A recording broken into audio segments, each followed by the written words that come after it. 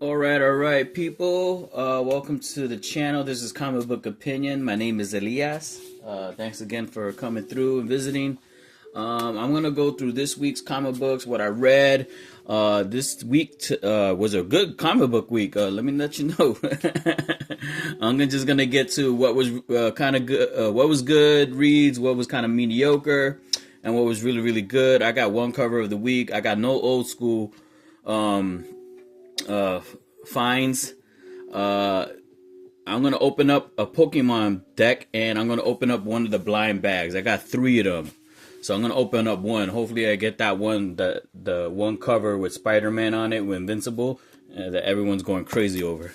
So the first thing I'm gonna talk about is the Battle Beast. If you know anything about the Invincible Image comics that came out a while ago, and they made a animated TV show on Prime, oh man, you know that story kicks ass. And you know that they have a lot of good characters in that story. One of those Battle Beasts, and he's a fan favorite. So they made his own little title here. And I think this week was pretty anticipated. So I got this one to read. I'm going to open up one of the blind bags, but I'm going to keep 2 of them sealed. And I'm going to keep them sealed for as long as I can. Hopefully in years from now, it's worth money. So let me know what y'all think about that. But this was really good. Oh my God, the art.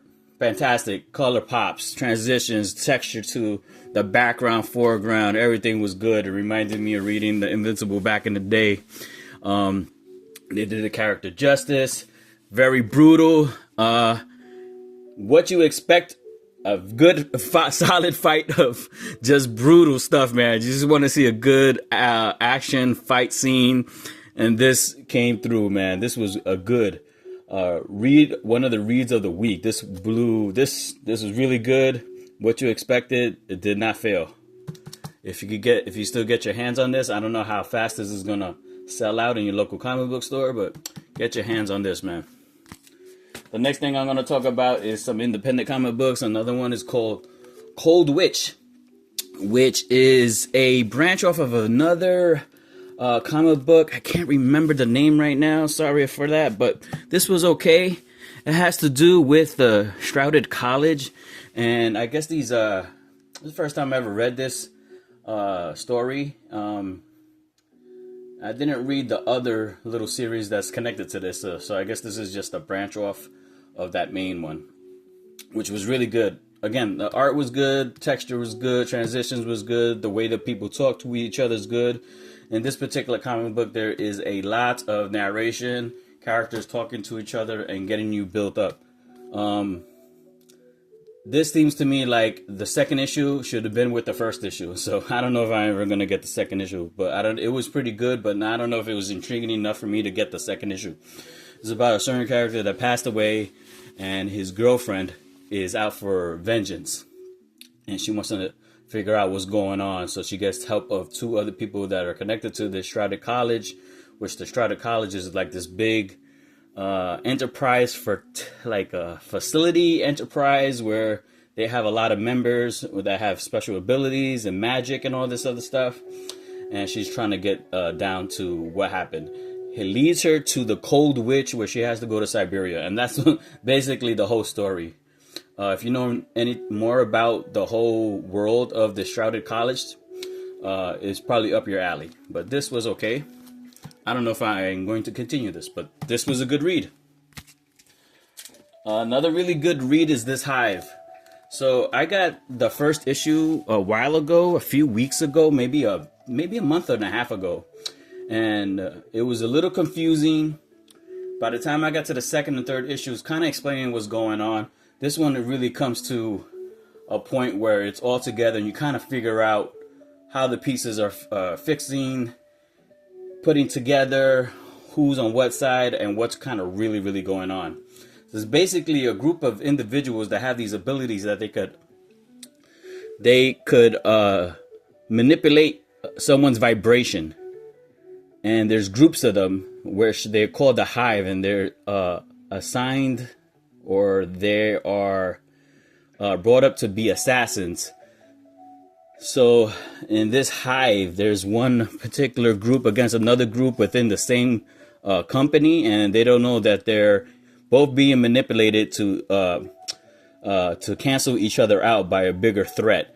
And this particular comic book, issue number 4, which is really good, came to a conclusion of what that was and the bigger threat. It's really cool. This reads very mature like. The art is really good, simple, but detailed at the same time. It doesn't confuse you. The transitions are good. Some of the story here, because there's so many characters, it gets confusing, and some of the art where the characters kind of seem looking alike, that was what's confusing. But man, overall, this story is badass.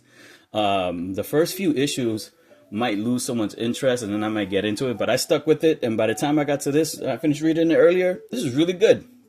This is something that you would read on, or a TV show that you would see on like HBO or FX or something. Very good.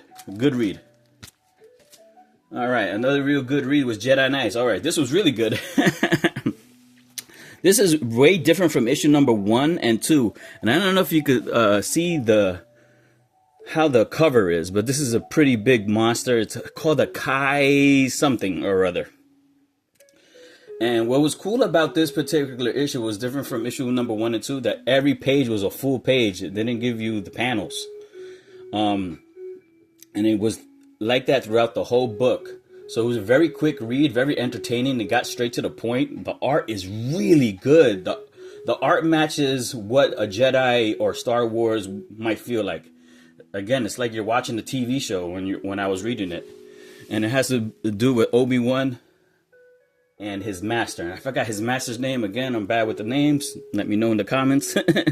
But yo, this is really good. Jedi Knight, Star Wars. There's a lot of Star Wars titles out there, and I'm kind of glad. I don't got a lot of them, but I'm glad I picked this one up from issue number 1, and I'm gonna stick with this because each issue is very entertaining. And I'm not the biggest Star Wars fan, but this is really good. For any Star Wars fan, this will kick your ass. This kicks ass. It was a very good read too. Another very good read. That was somewhat good, not too mind-blowing, but very good, was issue number 4 of the Red Hulk. This is the variant cover that I got. I thought this was pretty cool. This might be up there with one of the covers of the week. Thunderbolt Ross is stuck in prison in Dr. Doom's country. He figures how to get out by a Deathlock and a Machine Man, and they all escape. And this is just comes to the conclusion of their escaping. Again, man, they could have put maybe 2 of these issues in one. This could have been issue number 2. But I can see what they're doing. They dragging it out and all this other stuff. The art is really good. The action is somewhat okay. The transitions were okay.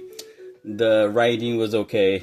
When it comes to Marvel, their titles are not hitting hard as the independent titles and DC. But for what it was, this was a pretty good read. And if you're a fan of the Red Hulk and what's going on with the One World Under Doom, this is really good. And there's a lot of titles out there that is the one World Under Doom, but this one is really good out of all of them. Another real good one is the actual main story, One World Under Doom. And this was a really good read. I had problems with the issue, but I'll tell you what it was. But first of all, this was really good. It's entertaining, fast-paced. Issue number 4. Also, this is one of my covers of the week, too. This is a very awesome cover. And the whole issue was Dormammu versus Dr. Doom. And it was pretty cool. But what kind of bothered me was the art itself. Man, there's no detail in that art. And when it did have detail, it was like every other page or 2-3 pages will pass, then you get the detail. Everything looked like it was drawn fast. Everything was tiny from far distances, so you couldn't tell exactly what was going on. The color, there was no contrast to the color, so the color kind of was blending in with the foreground and the background and kind of got lost in the action. And at that times, there were pages where it was just so much narration that you don't want to hear them talk, bro. You just get straight to the point and what's going on. But the overall thing was pretty cool, where Dr. Doom, he sets out 3, what do you call that? Because what do you call that when you do the magic spells? He sets out 3 spells, and in the very end of the issue, they come back to him and they give him the upper hand, where he kind of frees all the superheroes that he locked up in this time limbo dimension thing, and he's gonna manipulate them to fight on his side against Dormammu, and that was pretty cool. But yeah, the art and all that stuff, man, got confusing at times, and it didn't really match what the sometimes it's just like but overall this was pretty cool, very cool. Another good issue, and this was really good, Energon Universe. Okay, so I know that this was a free comic book that was available on the comic book day, the free comic book day, but I did not get a chance to get my hands on it, so I bought it. This is split up in 3 stories. This is really good. It gives you one of the Transformers side, it gives you the Void Rival side, and a G.I. Joe side, and it was good. Each little story of the 3 stories was its own little art, kicked ass. It just further concludes and putting all the pieces together, where all how you see this title connects to that title and all this other stuff. Very, very, very good. Yeah, very good. Speaking of the Energon Universe, the Transformers. Okay, so this was issue number 20 of Transformers. Wow, this was good. This whole issue had to do with basically Megatron and how he's coming back, taking over the leadership of the Decepticons and the Autobot side, where Optimus Prime is just he's kind of tired of dealing or feeling sorry for himself, and he's trying to step up, but he's using his last bit of energy to get certain Autobots put back together and fight against the Decepticons. And what Optimus Prime gets is the Aerobots, the planes that fight. So I think the next couple of issues are going to be a big jet fight or plane fight with the Decepticons and the Autobots, which is pretty cool. And yeah, overall it's pretty good. It was the more of a point of view of the Decepticon side, where Megatron is just kicking ass, and he's a badass in his whole series, and he does his thing in this one. There was one thing where I didn't really get, where he brings out Starscream. Starscream is already split in half, and he's all beat up. Megatron's beat up too. For some reason, Megatron fixes up Starscream just to beat his ass all over again and all this other stuff, man. I was like, if you're gonna do that, why don't you just fix yourself, dude? That ain't it was like whatever. But overall, it was good. Again, art is good, transitions are good, everything pops. The action is fast-paced, the way they talk, the feelings you get, everything. This is a top-notch comic book. Very good. Another good comic book. Sorry for that glare. I'm always getting that glare. Let me put something in the background so I can hold those comics up at an angle so I won't get that glare. Bear with me. Thank you, guys. All right, a very good, top-notch, 5-star. Everything's perfect with the comic book title is Usagi Yojimbo. This is part 3 of the 10,000 Plums. Again, if you're new to comic books, get your hands on any kind of Usagi Yojimbo. You won't be disappointed. This is awesome. So this comes to where so Usagi and his crew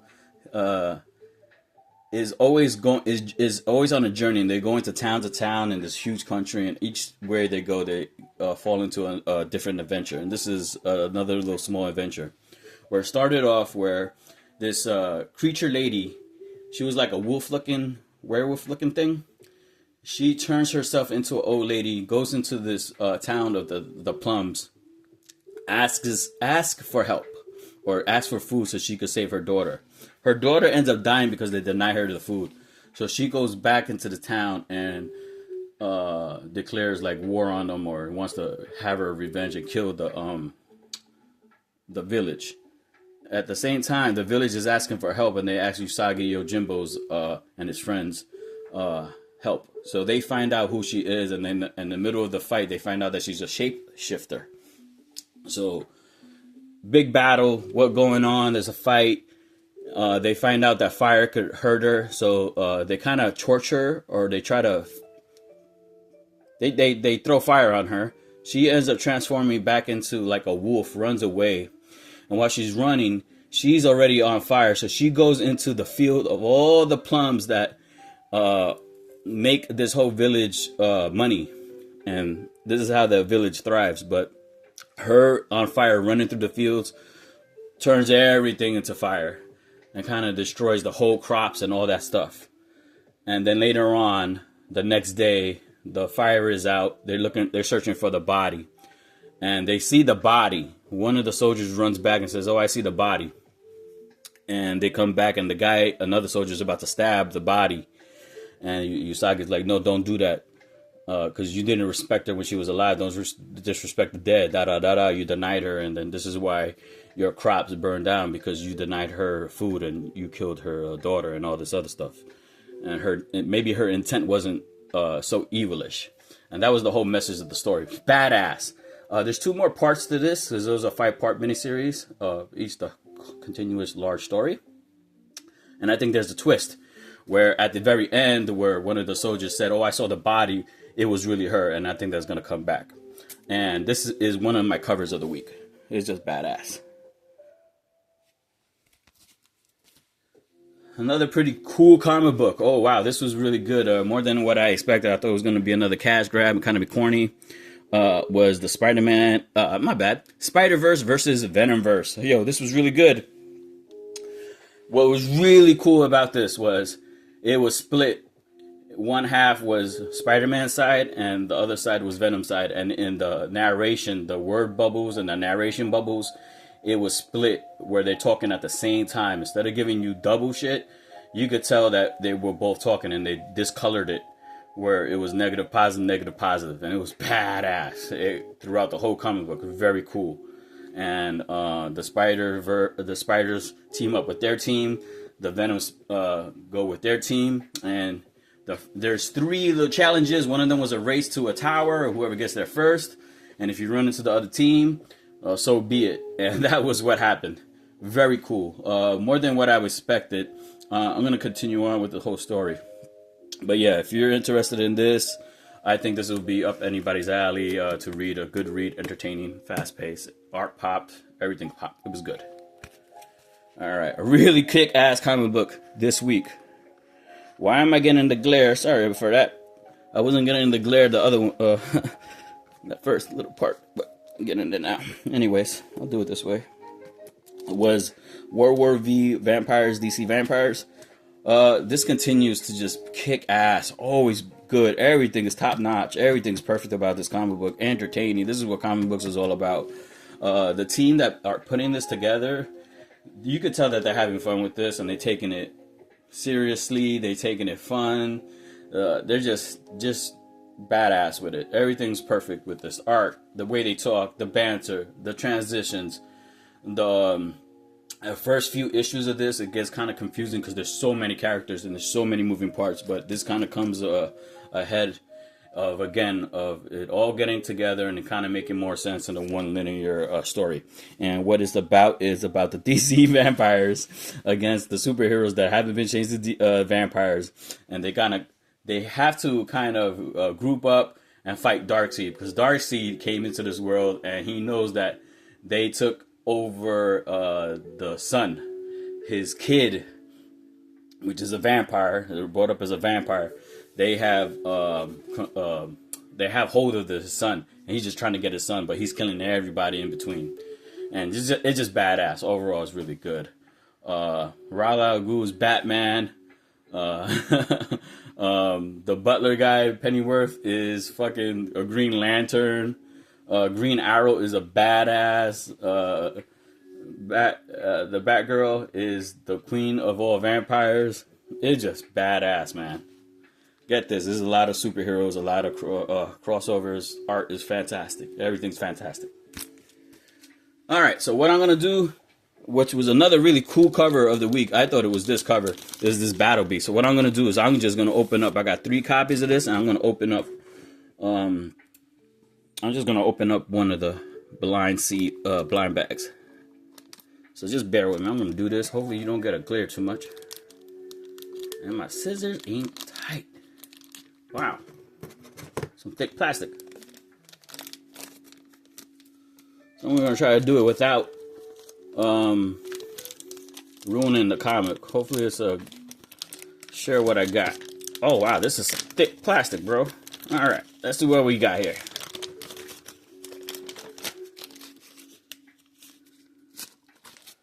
And to me, this was one of the covers of the week. Just alone, this blind tag. Alright, I got this one. Kind of chromish, kind of cool. Alright, it's not that Invincible. It's not the Invincible Spider-Man one, which everyone's going crazy over. So that's that. But I'm going to open up a Pokemon pack. And if you could tell in the background, that is my cover of the week. Is this Absolute Batman. Absolute Batman issue number, I think it's 8. Let me fix this up for you. I'm sorry, man. Bear with me. Alright. Yeah. You can get it right there without that glare. Okay, issue number 8. It's just perfect cover, man. While I open up the Pokemon pack, I'll talk about the issue. Where the art is from the art from Haha and Ice Cream Man, which at times does not match. To me, in my opinion, does not match the overall story. But this was badass. It has to do with the depiction or this version's Mr. Freeze. And he's kind of creepy and he comes across like very dangerous or even more badass than previous ones. And the narrations at times kind of, I don't know, man. They should just do one narration, another narration, and then just having all his thoughts all confused at times. But yeah, overall it's badass. Absolute Batman continues to kick ass. There was one splash page at the very end which was beautiful. All right, so that's my cover of the week. I'm gonna open up a Pokemon pack, and after that, that's all I got. All right.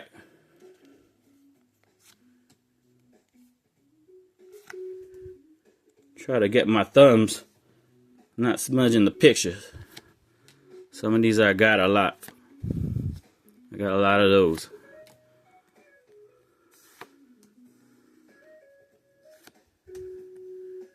Oh shit, okay. Grand Tree, not bad. So 1 star.